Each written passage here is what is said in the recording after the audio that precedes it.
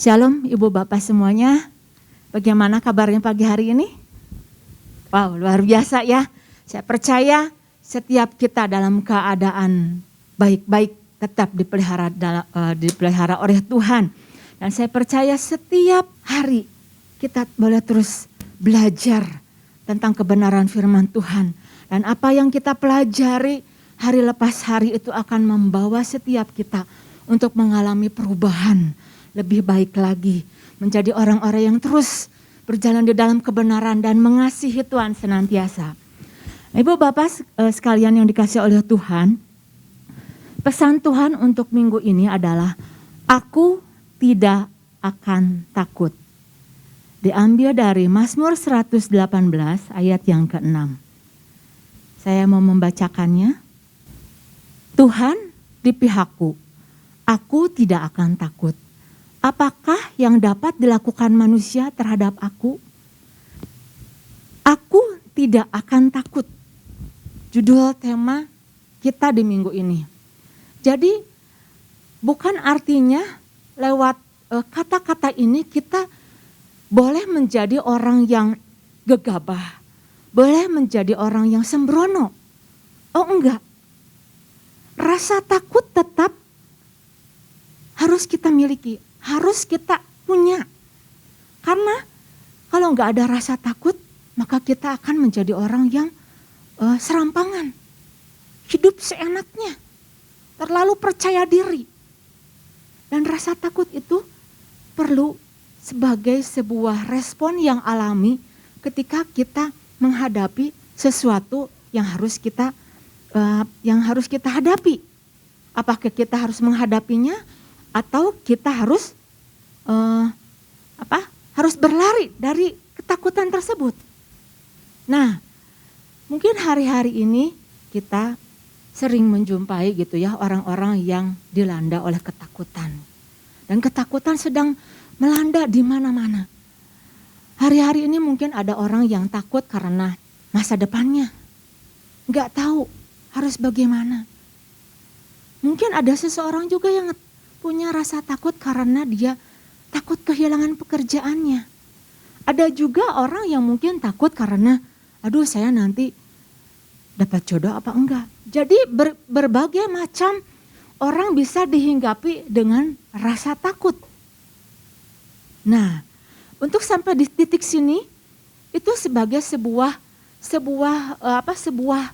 tanda untuk kita bisa meresponinya dengan baik, untuk kita berhati-hati. Tetapi rasa takut akan menjadi sebuah musuh ketika ketakutan itu menjadi ketakutan yang berlebihan. Seseorang menjadi tidak berdaya, tidak bisa berbuat apa-apa, bahkan dikatakan dia menjadi lumpuh, enggak bisa kemana-mana. Tidak bisa menjadi orang yang maksimal di dalam pemakaian Tuhan. Karena ketakutan begitu menguasai kehidupannya. Dan ujung-ujungnya akhirnya dia enggak bisa bertumbuh di dalam mengenal Tuhan.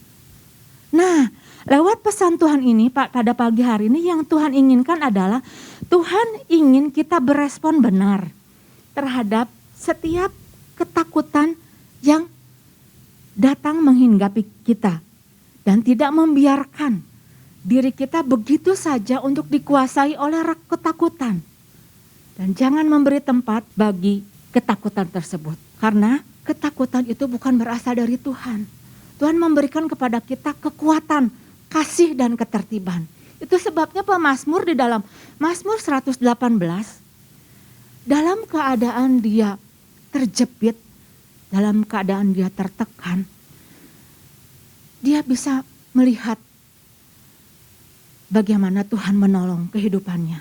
Bagaimana Tuhan membukakan jalan pada saat dia mengalami tekanan. Dan ada satu hal yang menarik lagi di dalam Mazmur 118 ini. Ini adalah sebuah mazmur yang dinyanyikan oleh murid-murid Yesus dan Yesus. Pada saat detik-detik Tuhan Yesus masuk ke Taman Getsemani. Pada saat detik-detik Yesus harus mengalami yang namanya menjadi orang yang tertolak, menjadi orang yang dibuang dengan hebatnya. Bahkan dikatakan di dalam Mazmur 118, dia menjadi orang yang begitu hebat tertolak. Nah, di detik-detik ini Yesus dan murid-muridnya menaikkan Mazmur 118 sebagai apa? Sebagai satu ungkapan. Hati dia begitu memiliki beban yang begitu berat. Sehingga dia harus menanggung penderitaan pada waktu itu. Coba Ibu Bapak bisa bayangkan, bisa menyelami sedikit saja sebentar saat ini bagaimana keadaan situasi mereka. Situasi yang begitu mencengkram setiap mereka. Bagaimana perasaan Tuhan Yesus pada waktu itu. Detik-detik sebelum Tuhan Yesus diserahkan dan dia harus ditangkap dan kemudian harus masuk menggenapi kehendak Bapa. Tetapi akhirnya Yesus punya satu kesiapan untuk menghadapi semuanya itu. Nah, Ibu Bapak sekalian, lewat pesan Tuhan hari ini mungkin 2 hari yang lalu kita sudah tahu bagaimana agar kita bisa menghadapi rasa takut dan kita bisa mengalami kemenangan untuk melewati rasa takut tersebut. Poin yang pertama yang saya mau membagikannya adalah kalau yang kemarin dikatakan bahwa pastikan kita berada di pihak Tuhan, kemudian pastikan, poin yang kedua, pastikan kita berada di tempat di mana tempat perlindungan kita adalah Tuhan. Kemudian pastikan kekuatan kita adalah tidak bersandar pada kekuatan kita sendiri. Dan hadapi musuh tersebut, ketakutan tersebut. Nah, pagi hari ini saya mau membagikan, pastikan kita berada di posisi yang benar. Pastikan kita berada di posisi yang benar. Diambil dari Mazmur 118 ayat yang ke-19. Ya.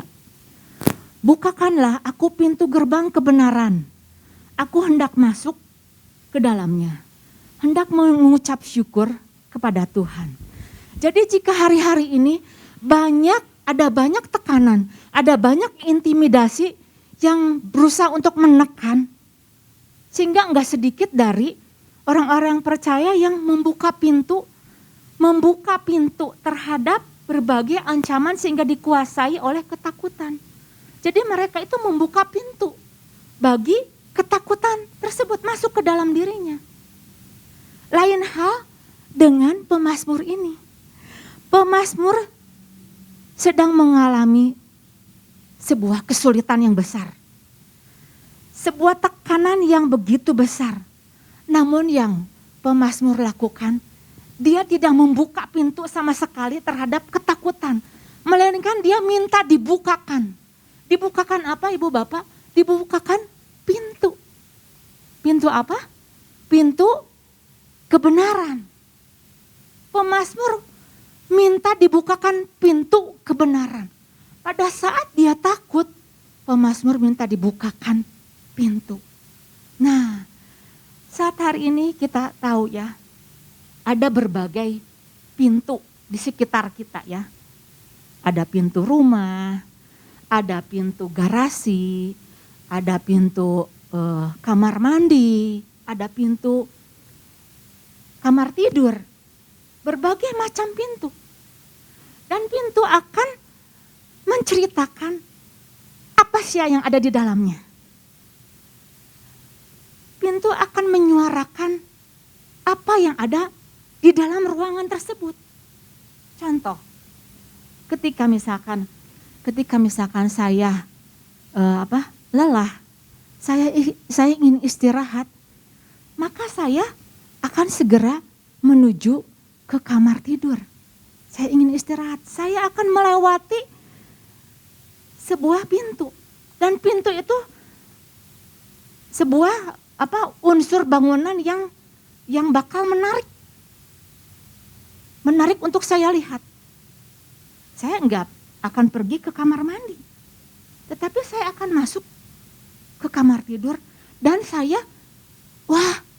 mendapatkan seluruh perlengkapan tidur untuk tidur. Saya mendapatkan ada spring bed, ada bantal guling semuanya dan saya bisa tertidur lelap.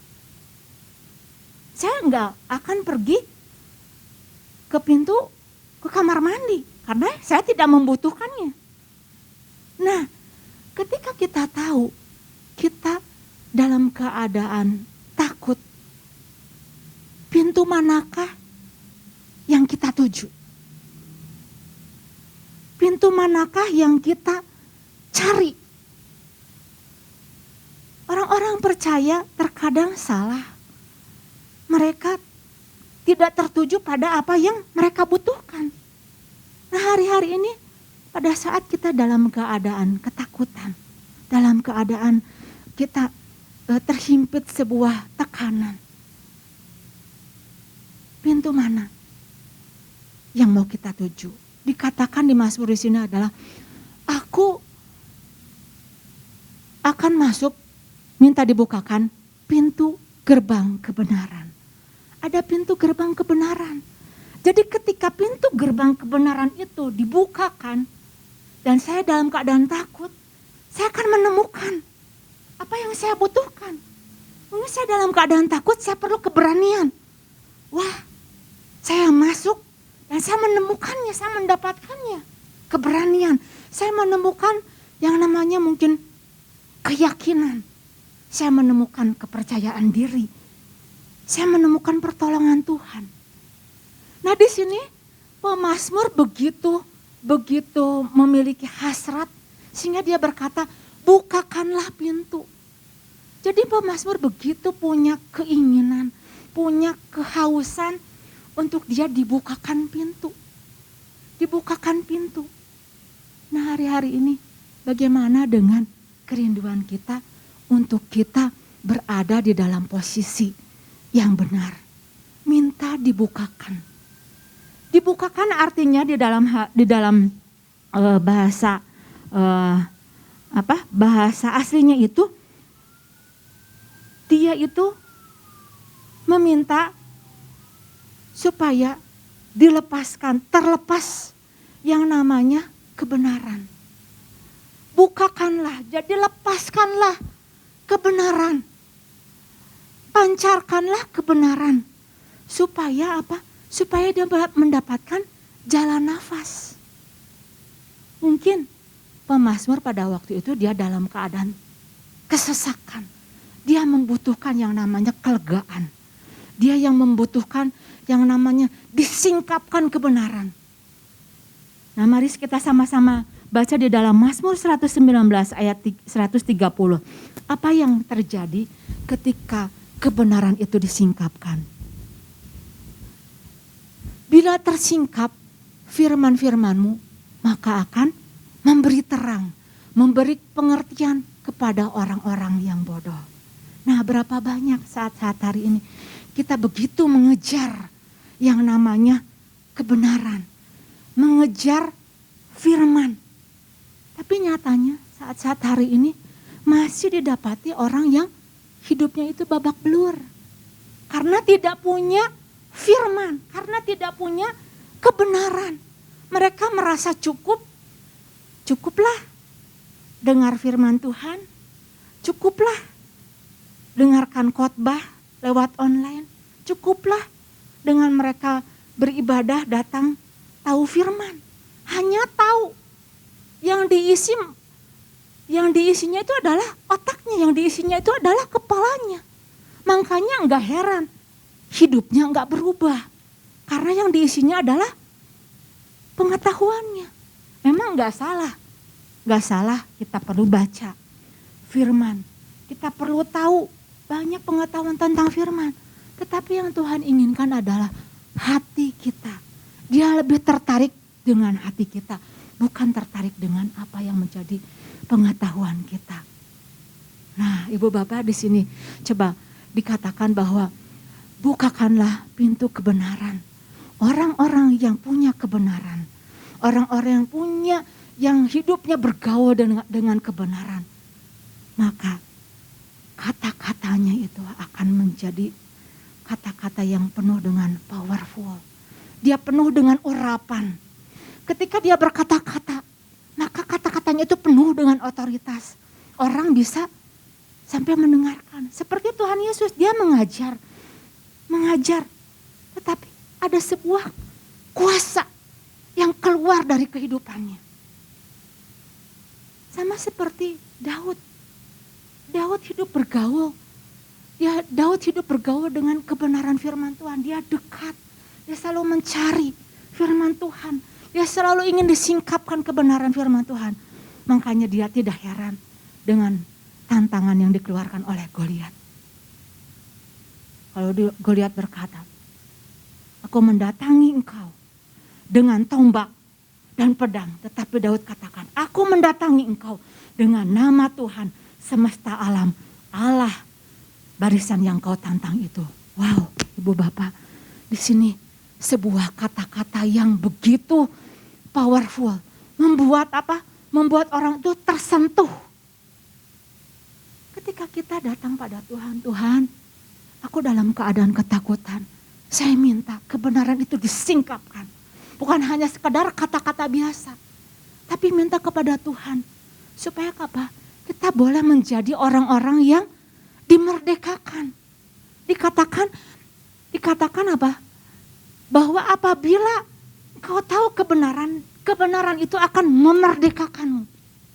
Jadi kita tidak menjadi orang-orang yang diikat oleh ketakutan. Tetapi kita menjadi orang yang mengalahkan ketakutan. Karena apa? Kita punya firman. Kita menghidupi firman. Kita tahu firman bukan hanya sekedar kata orang, kata pendeta. Bukan yang kita tahu firman, bukan hanya kita hanya mendengarkan. Tetapi firman itu begitu berkuasa. Sehingga ketika ancaman apapun yang diperhadapkan, firman itu keluar di dalam diri kita dan sanggup mengalahkan ketakutan tersebut. Karena itu Ibu Bapak, saat-saat hari ini mari kita datang pada Tuhan, minta dibukakan lebih dalam lagi. Supaya apa? Supaya kita boleh mengalami kemenangan demi kemenangan. Apa yang sedang kita takutin saat-saat hari ini? Firman sebagai pedang yang dapat memisahkan, yang dapat menghindarkan, yang dapat memusnahkan setiap ketakutan. Nah, itu poin yang pertama yang saya mau membagikannya. Kita datang kepada Tuhan, minta supaya Tuhan membukakan lebih dalam lagi dan kita berada pada posisi yang benar, pada tempat yang benar. Ketika kita sudah tahu bahwa kita berada di dalam posisi yang benar, maka pastikan juga hidup kita itu dalam kebenaran. Pastikan hidup di dalam kebenaran. Masih di dalam Mazmur 118 ayat yang ke-19. Bagian yang ke-B-nya.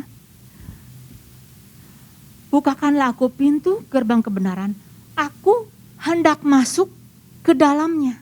Aku hendak masuk ke dalamnya. Jadi artinya itu seseorang itu mau tinggal hidup di dalam kebenaran. Dan arti kata masuk di sini itu artinya bagus Ibu Bapak. Arti kata masuk di sini artinya memihak, sama memihak kepada Tuhan kemarin, ini memihak pada kebenaran. Di mana orang tersebut bergabung dengan kebenaran. Wow, dahsyat. Ketika kita sudah berada di pihak Tuhan, kemudian kita berpihak pada kebenarannya. Sampai kapan? Sampai sepanjang umur kita. Sampai selama kita hidup. Kita harus tetap memihak kebenaran. Arti kata masuk di dalam kebenarannya itu adalah, tadi sudah dikatakan bahwa kita memihak kebenaran. Supaya apa? Supaya kita tidak mendapati diri kita itu sedang menyimpang dari jalan-jalannya Tuhan. Selama selama kita menjadi milik Tuhan, kita harus tetap tinggal di dalam kebenaran. Sebab jika tidak tinggal di dalam kebenaran, sudah otomatis kita di luar kebenaran dan dekat sekali dengan yang namanya dosa. Kita tidak akan bisa dimampukan untuk bisa kita melakukan kebenaran. Karena apa? Pada saat kita hendak melakukan kebenaran, hukum-hukum Tuhan, akan selalu ada hukum yang lain yang berusaha untuk menentang dari hukum Tuhan. Pada saat kita ingin taat kepada Tuhan, pada saat kita selalu ingin dekat dengan Tuhan, pada saat kita ingin berdoa, selalu ada hukum daging yang berusaha, akhirnya kita ngantuk. Kita pengen untuk mengasihi Tuhan, tetapi kadangkala untuk masalah sakit hati kita nggak sanggup. Karena apa? Di dalam kita ada hukum yang lain yang berjuang untuk menentang dari hukum Tuhan. Dan dikatakan bahwa di dalam Roma 7 ayat yang ke-18 dikatakan apa? Roma 7 ayat yang ke-18 dikatakan bahwa sebab aku tahu bahwa di dalam aku, yaitu di dalam aku sebagai manusia, tidak ada sesuatu yang baik. Gak ada sesuatu yang baik dari diri kita. Coba kita cek saat-saat hari ini. Apa sih yang baik dari diri kita? Yang keluar dari diri kita. Mulai dari kepala kita. Yang keluar apa? Keringat. Dari telinga kita yang keluar apa? Dari mulut kita yang keluar apa? Bau-bauan yang gak sedap. Dari tubuh kita. Apa yang keluar sampai ke pembuangan kita? Gak ada yang baik. Itu sebabnya kita perlu senantiasa tinggal di dalam kebenaran tersebut. Agar apa? Agar kita senantiasa dibersihkan. Agar senantiasa kita diselaraskan selalu. Dan Daniel adalah salah satu contoh pribadi orang yang tinggal di dalam kebenaran sepanjang hidupnya. Sampai akhir hidupnya Daniel tetap tinggal di dalam kebenaran. Bahkan dikatakan bahwa pada zaman pemerintahan Raja Darius, ketika dia datang menyembah kepada Tuhan, ada hukum yang lain yang berusaha untuk menentang dia. Dan Daniel dikatakan bahwa dia tidak didapati sebuah kesalahan. Dia tidak didapati kelalaian sama sekali. Nah, arti di sini hidup di dalam kebenaran itu apa? Tidak didapati sebuah kesalahan, tidak didapati yang namanya celah untuk iblis akhirnya menggagahi kita. Membuat iblis itu berusaha menghancurkan kita. Dan akhirnya kita tidak bisa berbuat apa-apa karena ada sebuah celah. Karena didapati sebuah ketidakbenaran. Dan Daniel dikatakan dia tidak didapati kesalahan. Luar biasa sekali. Sampai apapun yang diperhadapkan kepada dia, gua singa apapun, dia tetap berjalan di dalam kebenaran. Dan orang-orang yang berjalan di dalam kebenaran, masuk tinggal di dalam kebenaran, adalah orang-orang yang akan mengalami pembelaan Tuhan apapun yang diperhadapkan kepada dia. Buktinya sampai akhir dia dimasukkan ke dalam gua singa. Tuhan menutup katup setiap singa-singa tersebut. Nah Ibu Bapak, dua hal ini yang saya mau membagikannya bagi Ibu Bapak semuanya. Mari kita sama-sama terus tinggal di dalam kebenaran hari lepas hari. Lambat laun saya percaya setiap orang yang tinggal di dalam kebenaran Tuhan, Tuhan akan berikan otoritas. Tuhan akan kembalikan otoritasnya sehingga dia tetap bisa berjalan di dalam kebenaran. Dua hal ini yang saya mau membagikannya. Pastikan kita berada di dalam posisi yang benar dan pastikan kita hidup di dalam kebenaran firman Tuhan. Demikian firman Tuhan, Tuhan Yesus memberkati.